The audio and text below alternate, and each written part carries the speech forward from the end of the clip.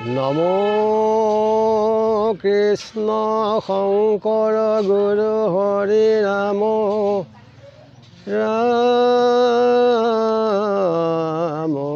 হৰি ৰাম হৰি ৰাম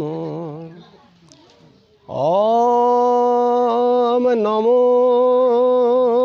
ভগৱতে বাসুদেৱায় সুবাসনা দুৰ্বাসনা দুই বন্ধৰ মুখ্যৰ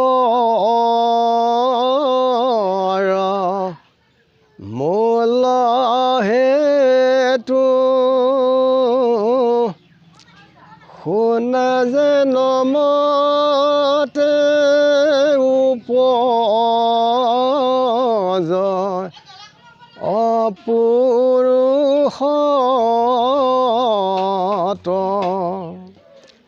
সন্তৰ কৃপাত সুবাসনা সুখে পুৰুষক পাৱে জানা হুৱে দুৰ্বাসনা সন্তৰ মন কুপত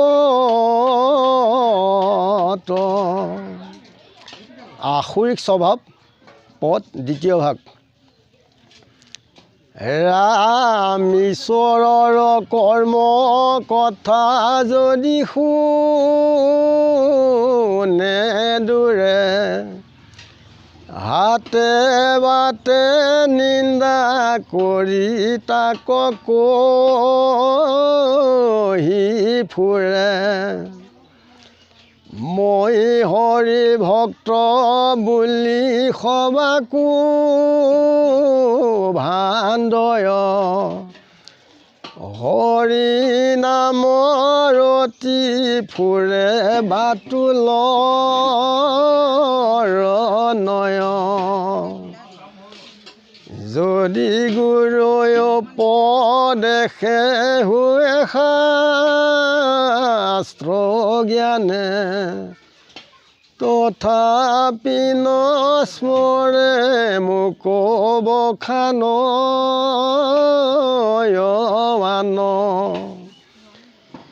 যত কৰ্ম মানে আপোনাৰ ইচ্ছা কৰে আতে সংসাৰত পৰে উপজয় মৰে এই শুনি অসন্তোষ কৰন্ত অৰ্জুন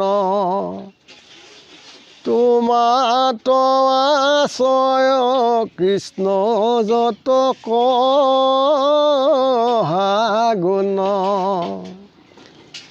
অৰ্জুনৰ মন কলখিয়া জনাৰ্দন আশ্ৰাহিয়া প্ৰিয় ভাষে বুলিলা বচন কৃষ্ণে বোলে ধনঞ্জয় নকৰি বা ভয় দৈবিক সম্পদ যত তোমাত আশ্ৰয় কৰ্মে কহে আসুৰি স্বভাৱ আছে যাৰ পণ্ডিত বিনয় হয় শাস্ত্ৰৰ সংস্কাৰ পৰপ্ৰাণ মাৰি পোষে পুত্ৰ ভাজা ভাই সংসাৰৰ ক্ষয় হেতু জনম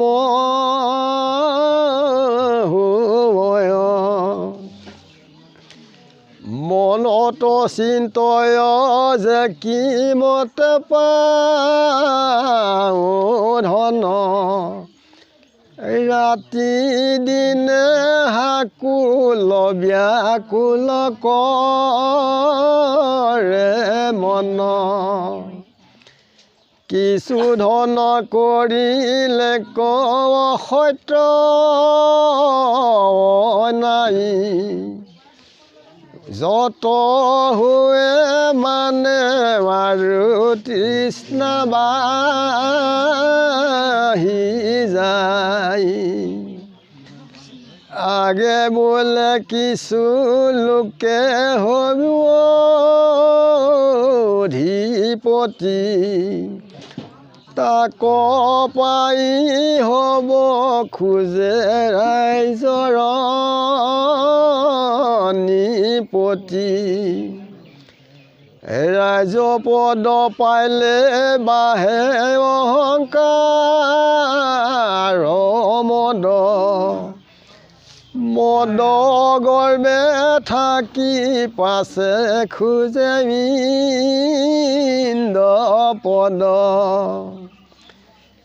ইন্দ্ৰ পদ পাইলে ব্ৰহ্ম পদ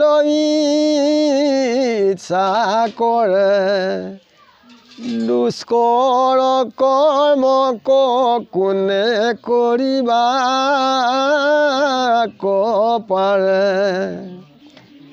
ধন ঐশ্বৰ্যক হেতু ক্ষুদ্ৰ পূজে অল্প বলি দিয়া বহু বিভূতি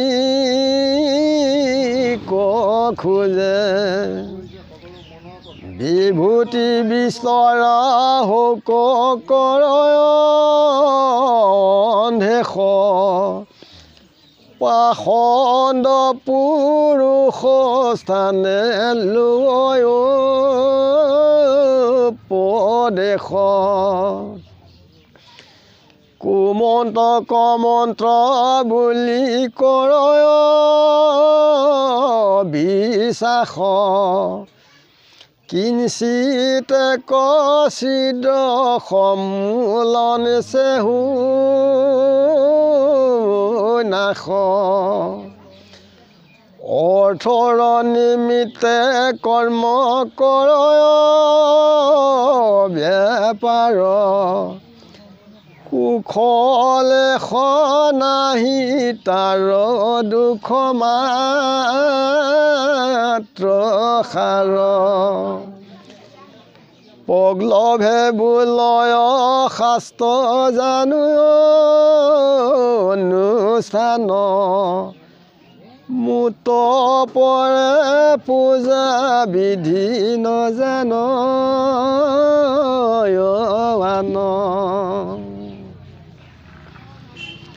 যে কৃষ্ণই এই কথাখিনি অৰ্জুনক কৈছে যে মোৰ জন্ম কৰ্ম এই কথাবিলাক যিবিলাক আশৈক চহৰ বৃত্তিৰ লোকে ই কেতিয়াও নুশুনে যে নিজকে নিজে কি কৰে ঠগ প্ৰবঞ্চক কৰে আনক ঠগে যে মই এজন ভক্ত এই বুলি তেওঁলোকে আনক ভাণ্ডনা কৰি পাগলৰ নিচিনাই গুদিখন ভমি ফুৰে যে মইহে সকলো জানো আন কোনেও নাজানে যে গুৰু উপদেশত যিখিনি শাস্ত্ৰৰ কথা জানে সেইবিলাক জানি পেলাই মনত স্মৰণ কেতিয়াও নকৰে বাহিৰা কথা পাতে কোন কেনি গ'ল কোন কালত শুলে কোনে কি খালে ক'ত ধন টকা পইচা এই লালসাতি আন কথাবিলাক গাহৰিৰ নিচিনাকৈ গাহৰিয়ে কি কৰে আনৰ বেয়া বস্তুবিলাক বাৰী ঘৰ পৰিষ্কাৰ কৰে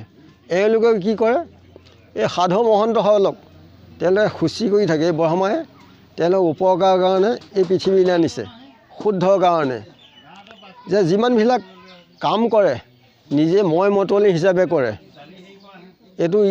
এইটো কোনো ধৰ্মশাস্ত্ৰ জ্ঞানৰ ওপৰত নিৰ্ভৰ কৰি নকৰে আৰু ইয়াত কি হয় সংসাৰত জন্ম আৰু মৃত্যু এই পাকঘূৰ্ণি চকাত অনামত ঘূৰি ফুৰিবলগীয়া হয় তেতিয়া অৰ্জুনে কৃষ্ণক কৈছে যে মোৰ কিবা কি দোষ আছে আপুনি কওকচোন মোৰ ইয়াত দুখ আছে নেকি? তেতিয়া কৃষ্ণই অৰ্জুনৰ মনক লক্ষ্য কৰি পেলাই কৈছে যে তুমি কোনো ইয়াত ভয় নকৰিবা, তোমাৰ দৈবিক সম্পদৰ সকলো তোমাৰ আছে। যে যিবিলাক লোকৰ আসুৰিক স্বভাৱ আছে এওঁলোকক কেৱল কৰ্মহে চিনাকি দিয়ে স্বভাৱটো, যে শাস্ত্ৰৰ সংস্কাৰে পণ্ডিতসকলো বিনয় হয় অৰ্থাৎ নম্ৰ হয়। যে পৰৰ যিবিলাক প্ৰাণ, যে হাঁহ ছাগলীকে আদি কৰি এইবিলাক কি কৰে, মাৰি কাটি পেলাই নিজৰ পুত্ৰ ভাজা ভাইকে পোহে। এয়া হৈছে কি, সংসাৰৰ ক্ষয়ৰ কাৰণে তেওঁলোক জন্ম হয়। ইয়াত কোনো বংশ বিস্তাৰ নহয়, সকলো জন্ম লোৱা সাৰ্থকতা নাথাকে। যে মনত এই আসুৰিক প্ৰবৃত্তিৰ লোকসকলে ভাবে যে ক'ত ধন পাম, ৰাতিয়ে দিনে তেওঁলোক টোপনি নাই, হাকুল ব্যাকুল কৰি গোটেইখন পনপনাই ফুৰে, কৈতো ধন নাপাম, এই সমাধিতেই অনবৰত তেওঁলোক থাকে।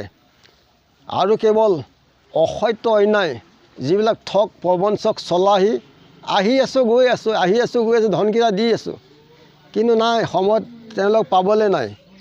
তেওঁলোকৰ কি, কেৱল ধনতেই তেওঁলোকৰ তৃষ্ণা বাঢ়ি থাকে। আৰু তেওঁলোকে ভাবে যে মই যেনি এই অঞ্চলটোৰ এজনী অধিপতি হ'লোহেঁতেন, তেতিয়া মোক লোকে সকলোৱে প্ৰশংসা কৰিলে বুলি তেওঁলোকে মনত ভাবি এজন অধিপতি হ'বলৈ বিচাৰে। হয়, হোৱাৰ পাছত কি কয়, ৰজা হ'বলৈ বিচাৰে। ৰজা হ'লে কি হয়, তেওঁলোকৰ অহংকাৰ মত বাঢ়ি যায়। তাৰপাছত তেওঁলোকে ভাবে ইন্দ্ৰপদ কেনেকৈ পাম। তাৰপাছত ইন্দ্ৰপদ পোৱাৰ পাছত তেওঁলোকে কি কৰে, ব্ৰহ্মপদৰ কাৰণে তেওঁলোকে লালসা কৰে। কিন্তু এই দুষ্কৰ্ম কৰ্ম কেতিয়াও তেওঁলোক কৰিবলৈ সমৰ্থ নহয়। যে তেওঁলোকে ধন ঐশ্বৰ্যৰ কাৰণে ক্ষুদ্ৰ দেৱতাক পূজা কৰে। এই পূজাৰ কাৰণে কি কৰে, তেওঁলোকে অল্প বলি দি পেলাই বহুত বিভূতি ধন ঐশ্বৰ্য দৌল গাড়ী মটৰ এইবিলাক তেওঁলোকে মনত লালসা কৰে। যে মোৰ বিস্তৰ ধন দৌলত হওক, এনেকৈ তেওঁলোকে অন্ধে কৰে। আৰু কি কৰে, পাখণ্ডৰ পুৰুষৰ ওচৰত ভক্তিৰ তেওঁলোকে উপদেশ লয়। আৰু কি কৰে, যিবিলাক কুমন্ত্ৰ তাক তেওঁলোকে মন্ত্ৰ বুলি গ্ৰহণ কৰি কিছু ঠাইত তেওঁলোকে বিয়া সবাহত ঠুংগুৰি মাৰে, মাৰি পেলাই কি কৰে, মানুহক বহুত অশান্তি কৰে। আৰু পাছত সেই চিদ্ধত তেওঁলোক সকলোৱে সমলঞ্চে ধ্বংস হ'বলগীয়া হয়। যে অৰ্থৰ নিমিত্তে বিভিন্ন ধৰণৰ তেওঁলোকে ব্যৱসায় বাণিজ্য কৰে, কৰিলেও তাত তেওঁলোকৰ কোনো সুখৰ আশা নাই, কেৱল দুখেহে হয়। পগলভে তেওঁলোকে নিজেই সাহস দেখুৱাই যে মই এজন শাস্ত্ৰজ্ঞ জ্ঞানী, মোৰ কথাই ৰজক সকলোৱে মানক, এইবুলি তেওঁলোকে ভাবে। ভাবি পেলাই তেওঁলোকে কি কৰে, যে মোতকৈ পূজাবিধি এই সংসাৰত আনে কোনেও নাজানে, মইহে জানো, এই গৰ্বতে থাকে। অবৈষ্ণৱ মুখে ধৰ্মৰ ব্যাখ্যান নুশুনিবা কদাচিত, হৰিৰ যদিও কথাটো অমৃত, ঈশৱে কৰে দূষিত। যি মতে সৰ্পৰ উচ্ছিষ্ট দগ্ধত বিষ ক্ৰিয়া মাত্ৰ ৰয়, যদিবা দুগ্ধত আশ্ৰয় অমৃত, জানি জ্ঞানী নুভুঞ্জয়। জানি জ্ঞানী কেতিয়াও ভুঞ্জন নকৰে। নিজ বেদ পথ এৰি বিনা আপদত, যিটোজনে কৰি ৰতি পাখণ্ড পথত, চাবুকে কোবাই ফুৰি পৰশিটো অক্ষিপত্ৰ বনৰ ভিতৰে, চাবুকে কোবাই ফুৰি দাৰুণ কিং কৰে। সেইকাৰণে যিবিলাক অসৎ বেদৰ যিবিলাক অবিহিত এই কৰ্মবিলাক এৰি গুৰুৰ শিক্ষা গ্ৰহণ কৰি সৎ পথেৰে আগবাঢ়িলে সকলোৰ আমাৰ মনুষ্য লোকৰ কল্যাণ হয়। ইমানতে সবাৰ চৰণত সেৱা জনাই আজিলৈ ৰাখিছে গুৰু কৃষ্ণ। গুৰু কোটি কোটি ঘোৰয় অপৰাধনীতে কৰোঁ আমি দুৰাশয় হে হৰি মোক দাসহেন মানি ক্ষমি কবি পাব নম নম নাৰায়ণ প্ৰসন্ন হৌক হৰি কৰি ক মায়ং নিজা আপোনাৰ মহিমা আপুনি বেকত কৰি জীৱক কৰা কৰি তেনেকৈ কৃষ্ণ কৃষ্ণ মহাকৃষ্ণ